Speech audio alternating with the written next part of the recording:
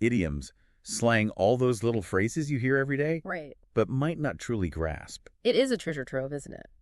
What I find particularly interesting is that it's not just about the words themselves. Yeah. These phrases reveal a lot about our culture, how we connect, and Yeah. even the humor we find in everyday situations. Okay, so first off, 800 phrases. That's wild. It really hit me how much we rely on these prepackaged bits of language, almost like shortcuts to express ourselves. Yeah. But it's not just the sheer number. Yeah. The video also repeats phrases multiple times. Right. Is that some kind of language learning trick? It is. Repetition is key in language acquisition. Okay. Think of it like practicing a musical scale. You repeat it over and over to build muscle memory. Ah. In this case, it's language memory, Yeah. helping these phrases become second nature in conversation.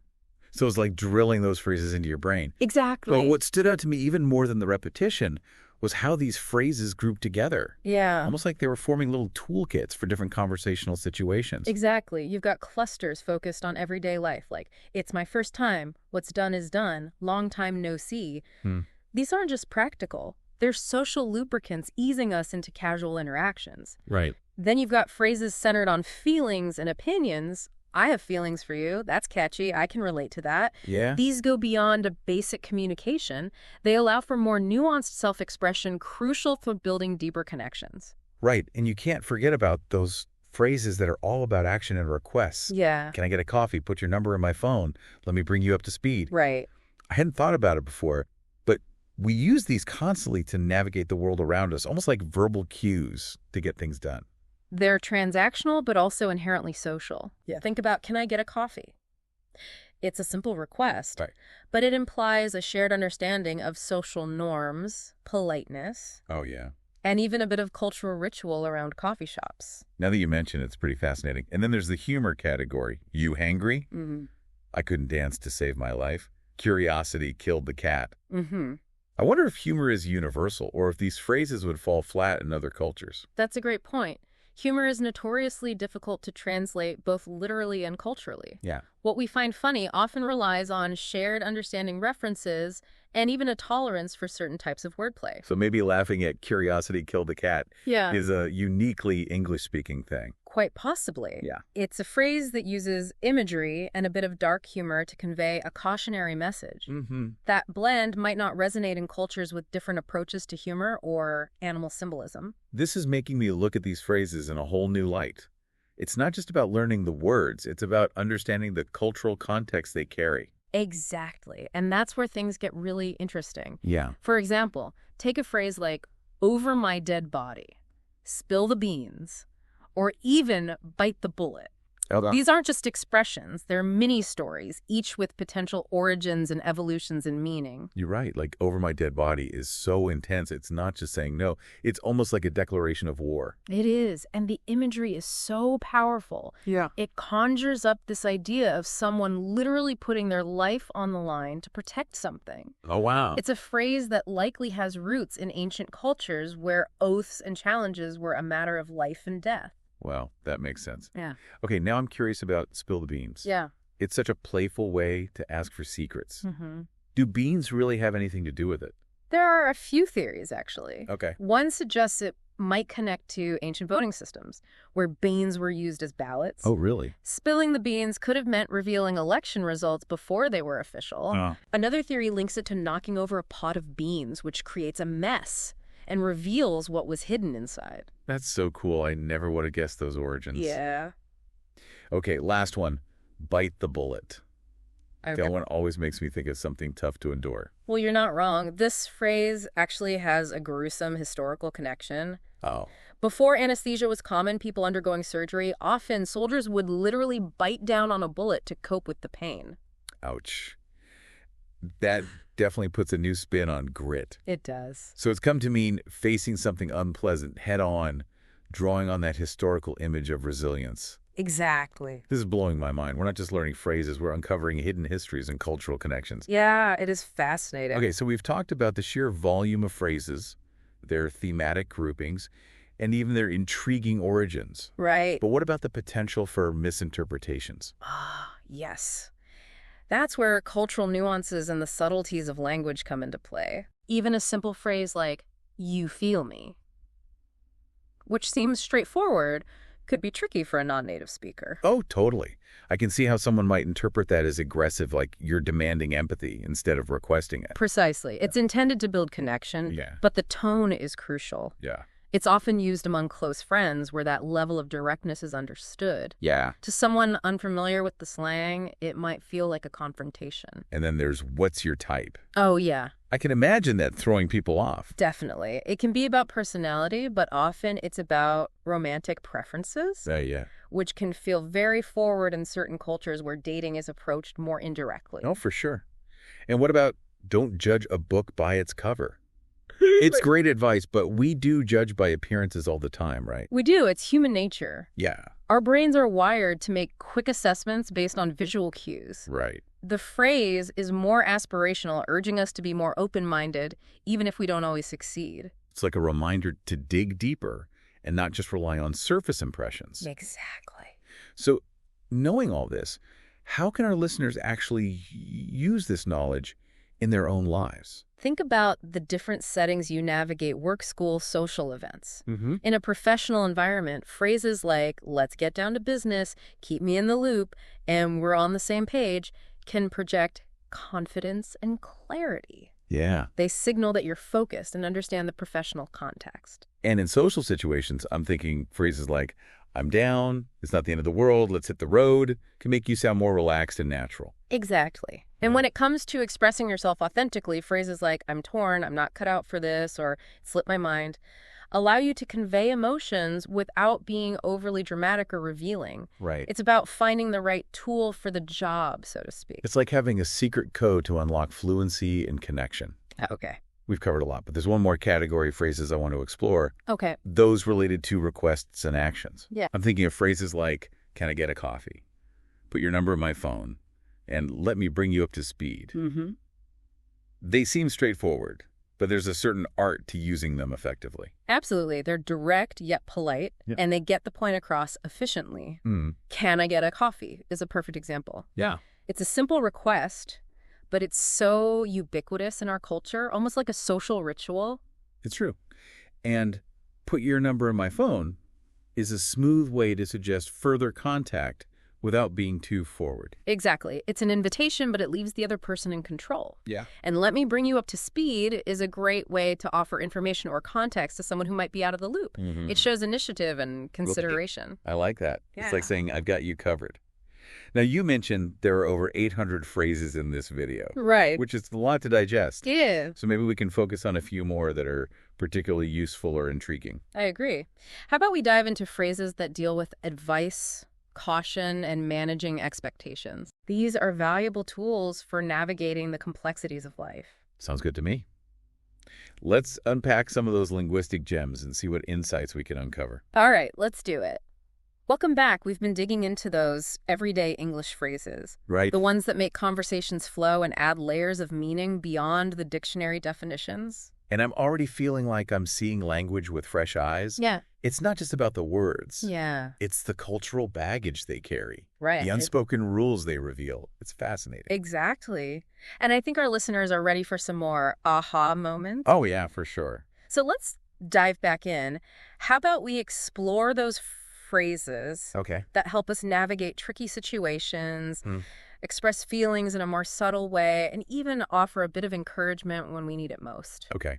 All for that. Those are the phrases we all need in our conversational arsenal, ready to deploy when things get a little messy. So let's start with those awkward or difficult situations. I'm thinking of phrases like, it is what it is, let's call it even, and all is forgiven. Yeah. They seem to acknowledge a less than ideal reality, but also hint at a willingness to move forward. Okay.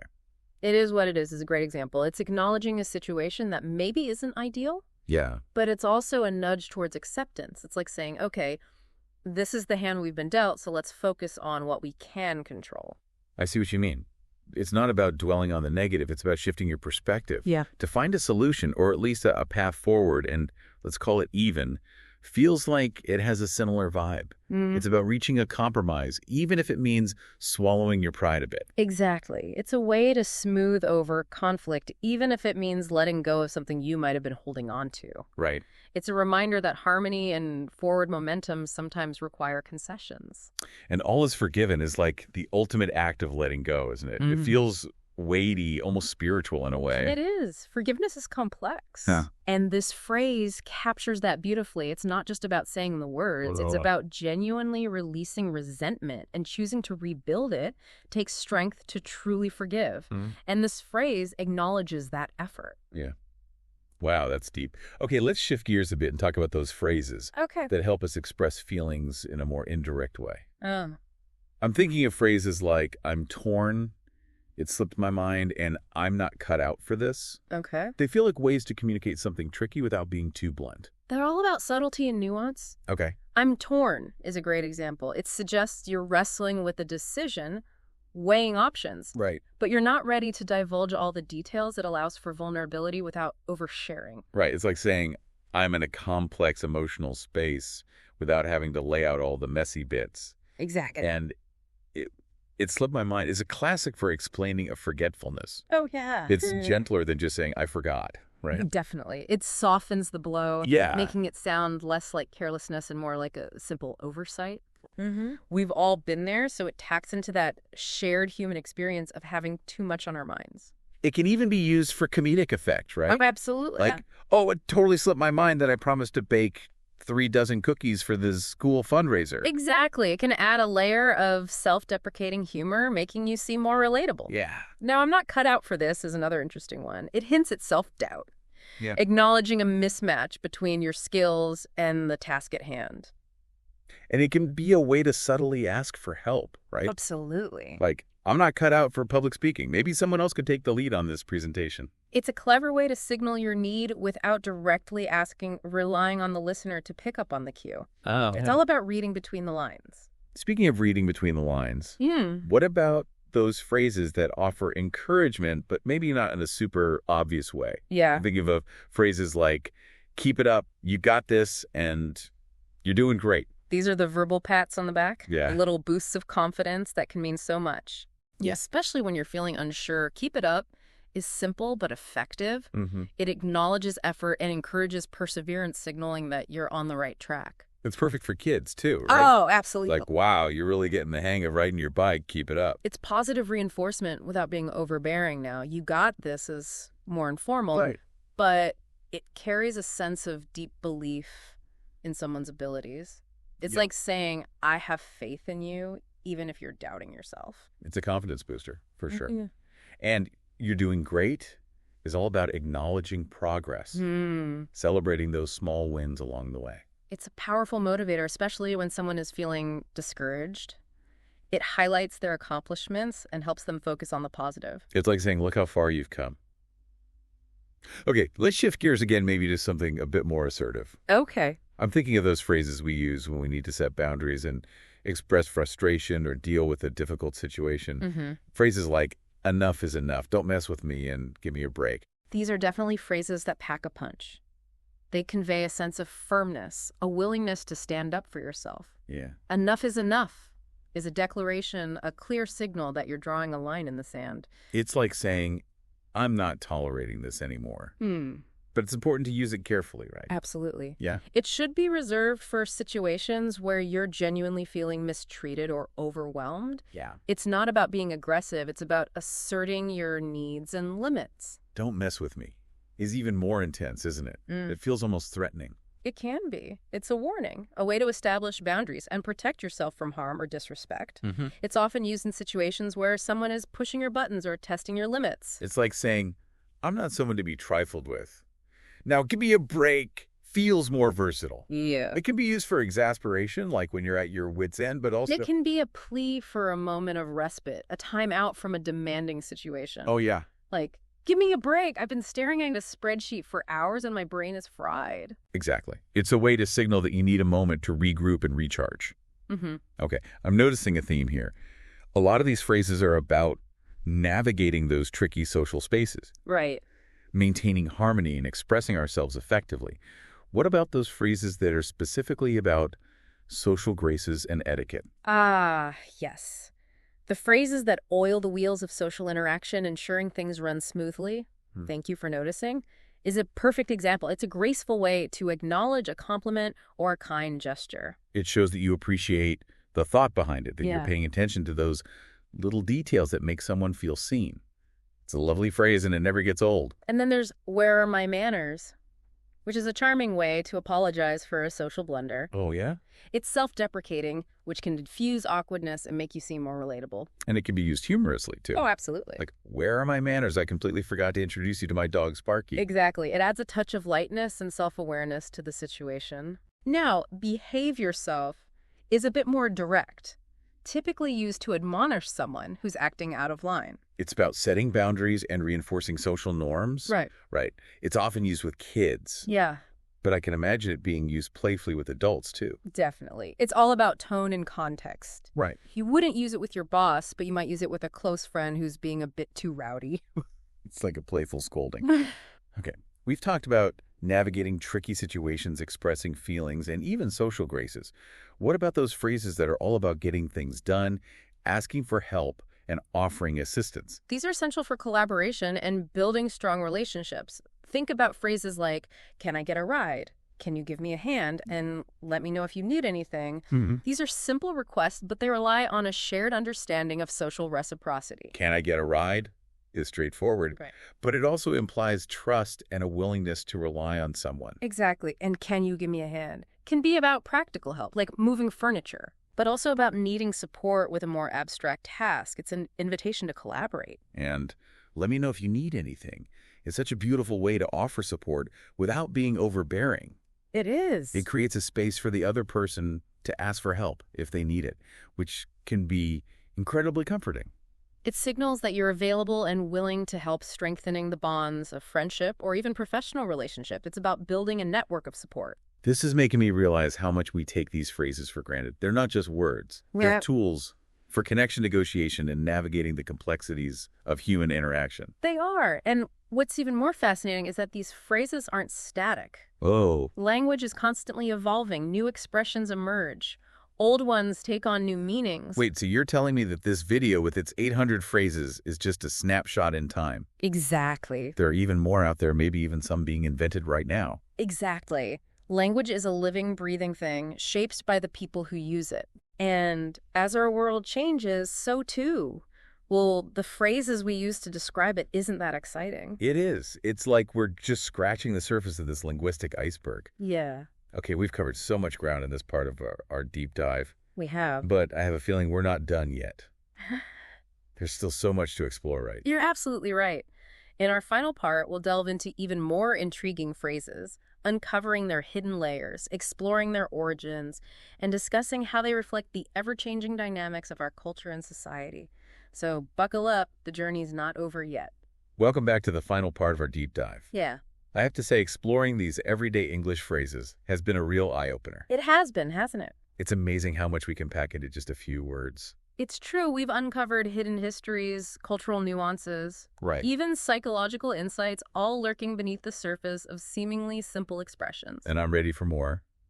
We've talked about actions, feelings, situations. Right. But what about those phrases that describe people? You know, those quick, almost shorthand ways to sum up someone's personality. Ah, those are fascinating because they often reveal underlying values and even stereotypes, whether we realize it or not. Right. Take, for instance, "she's a keeper," or "he's a real go-getter." She's a keeper definitely has that traditional ring to it. Yes. Right? Like it's implying certain qualities that are prized in a partner. Exactly. Loyalty, reliability, perhaps even domestic skills, depending on the context. Yeah. It's a phrase loaded with cultural baggage, even if it's intended as a compliment. Right. And "he's a real go-getter" often points to ambition, drive, a focus on achievement. Again, positive traits. Yeah. But they reflect a society that often places a high value on those qualities. It's like these phrases offer a glimpse into the unspoken rules of social hierarchy, what's considered desirable or admirable. Yeah. But I have to ask, what about those less than polite phrases? Oh, right. You know, the ones that might slip out when you're frustrated, Yeah. or the ones you only use with close friends. Ah, yes. The more colorful side of language. The video includes some milder examples like this is crap, what a ripoff, or get a life. Definitely not boardroom appropriate. But sometimes you need to vent. You do. I wonder if these phrases serve a purpose beyond just letting off steam. They do. They create a sense of camaraderie, a shared understanding of frustrations. Yeah. It's like saying, I'm with you, I get it, this is annoying. Right. And sometimes a well-placed get a life can be a humorous way to dismiss something you find ridiculous. Right. It's about connection, but also about using humor to navigate those everyday annoyances. Exactly. Okay, before we wrap up, this has been swirling in my mind. We've talked about how these phrases reflect our culture, but could it work the other way around? Could using certain phrases actually shape how we think or act? That's a great question, and one that linguists and psychologists have been pondering for a long time. Really? There's a theory called linguistic relativity, also known as the Sapir-Whorf hypothesis, Okay. which suggests that the language we speak can actually influence how we perceive and think about the world. So if we constantly use phrases like time is money, Right, or the early bird gets the worm, could that actually make us more obsessed with efficiency and competition? it's certainly possible. The idea is that by using these phrases, we're reinforcing certain values and mental frameworks. Of course, it's a complex issue with lots of factors at play. Yeah. But it's a fascinating area to explore. Mind-blowing. It really makes you think about the power of language. It does. We've covered so much ground in this deep dive. It's amazing how much you can learn just by paying attention to the phrases we use every day. It's been really fun. It has. And as we've seen, these phrases aren't just about communication. Right. They're windows into our culture, our values, even our psychology. So here's a final thought for our listeners. Yeah. Pay attention to the phrases you use, what they reveal about your own perspective on the world. And are there any phrases you'd like to add to your repertoire? Maybe even invent a new one.